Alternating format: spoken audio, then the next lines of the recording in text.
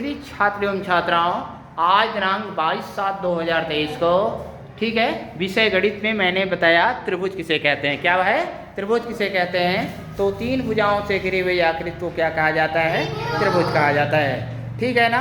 किसी भी त्रिभुज में तीन भुजाएं होती हैं। ठीक है ना? किसी भी त्रिभुज में तीन भुजाएं होती हैं और तीन कोण होता है। ठीक है ना? तो इस तरह से त्रिभुज जो है, तीन भुजाओं से घिरी हुई आकृति को क्या कहा जाता है? त्रिभुज कहा जाता है। ठीक है ना? जिस त्रिभुज की तीनों भुजाएं आपस में बराबर होती हैं उसे समबाहु त्रिभुज कहा जाता है, जैसा कि चित्र में बनाया गया है। और जिस त्रिभुज की तीनों भुजाएं आपस में बराबर नहीं होती हैं उसे क्या कहा जाता है? विषमबाहु त्रिभुज कहा जाता है। और जिस त्रिभुज की दो भुजाएं आपस में बराबर होती हैं, केवल दो भुजाएं आपस में बराबर होती हैं, उसे समद्विबाहु त्रिभुज कहा जाता है। कितने लोगों को मेरी बात समझ में आ रही है? आ गई होंगी। और कोण के आधार पर भी त्रिभुज तीन प्रकार का होता है और भुजा के आधार पर भी त्रिभुज तीन प्रकार का होता है। तो भुजा के आधार पर मैंने आपको त्रिभुज बता दिया। नंबर 1 होता है समबाहु त्रिभुज, नंबर 2 होता है समद्विबाहु त्रिभुज, नंबर 3 होता है विषमबाहु त्रिभुज। लेकिन कोण के आधार पर त्रिभुज तीन प्रकार का होता है। नंबर 1 होता है न्यून कोण त्रिभुज, नंबर 2 होता है अधिक कोण त्रिभुज, नंबर 2 होता है न्यून कोण त्रिभुज और नंबर 3 होता है अधिक कोण। क्या होता है?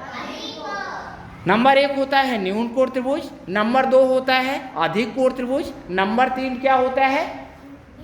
क्या होता है? समकोण त्रिभुज। कौन? समकोण त्रिभुज। तो नंबर 1 होता है समकोण त्रिभुज, नंबर 2 होता है न्यून कोण त्रिभुज, नंबर 3 होता है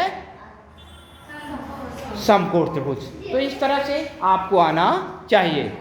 तो कोण के आधार पर भी त्रिभुज तीन प्रकार के होते हैं और भुजा के आधार पर भी त्रिभुज तीन प्रकार के होते हैं। ठीक है ना? फिर से मेरी बात को एक बार फिर सुनना कि भुजा के आधार पर त्रिभुज कितने प्रकार के होते हैं? तीन प्रकार के होते हैं। कौन कौन होते हैं? समबाहु त्रिभुज, विषमबाहु त्रिभुज और समद्विबाहु त्रिभुज। और कोण के आधार पर भी त्रिभुज कितने प्रकार के होते हैं? बोलना जरा, कितने प्रकार के होते हैं? तीन प्रकार के होते हैं। नंबर 1 होता है न्यून कोण त्रिभुज, नंबर 2 होता है अधिक कोण त्रिभुज और नंबर 3 होता है समकोण त्रिभुज। ठीक है ना? कितने लोगों को मेरी बात समझ में आई? आज 22 जुलाई 2023 है। कितने लोगों को मेरी बात समझ में आ गई? सबको आ गई? वेरी गुड, बहुत अच्छा, जोरदार ताली, शेष ताली हो जाए एक बार।